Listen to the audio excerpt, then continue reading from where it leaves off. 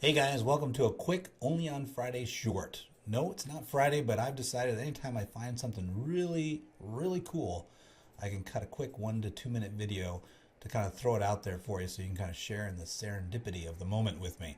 And in this case, what I'd found was this cool article on Vox that was showing over time the land claims by tribe in the United States, basically detailing out the history of how we basically stole the United States from them.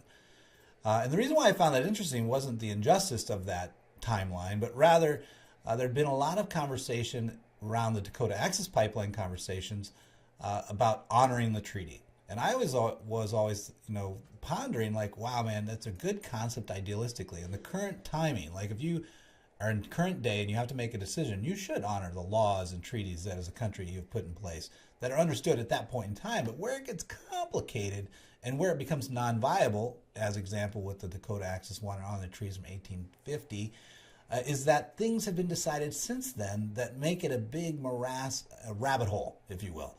And what better way to look at it than to take a gander at the evolution of the land claims by tribe. So here they are. Here's where it starts, and this was done. I think I'll pull up the that article has a professor that actually did it.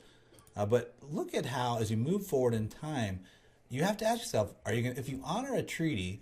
Are which treaty are you honoring, and why would you not honor the first one, which is 1784? In which case, we'd have to give back almost 80% of the United States if you were going to make it sovereign land for them at that time.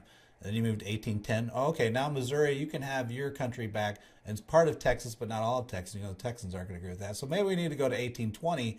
Still, Texas can't have whole things. We got to keep going. 1840, we're getting a little further. 1850. Now this is where the Dakota Access Pipeline, 1853-ish time frame, 1860. Now you can see there, that's where they're saying we should honor that treaty. Now look at, if I was going to draw, look at how much of the United States. Oh, my pen is not a good color. Let's go with hot pink.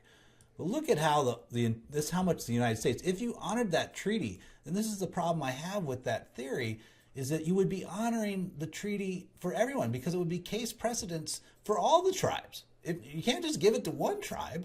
So everybody, the entire western half of the United States, except for California would be excited about that. They could still keep their land, would basically then be going to the Indian reservations, who would now be a sovereign nation, and saying, hey, can I have my land that I owned in Evergreen, Colorado, or up here in Montana with those nice ski resorts, or Ohio, and Idaho. On we go. All these different places where you have to figure out what you're going to do. And that is the crux of the problem of honoring the treaty in retrospect. You can't go back in time. And so, you can keep going forward. You can see where, let's see if I can pick it up at the right spot. 1860, there's 1870, the huge wars on the Indians occurred at this time. This is where you can see they lost a huge amount of land. 1890, kind of getting close to present day. 1895, and then here's the current reservations. So that was my little interesting tidbit that I thought I'd throw out there for you, so you can kind of understand why I was always hemming and hawing about honoring the treaties. It's not that we shouldn't do it in current day. Absolutely agree. It's retrospectively where I get confused. If you can clear it up for me, how you solve that problem, feel free to comment below.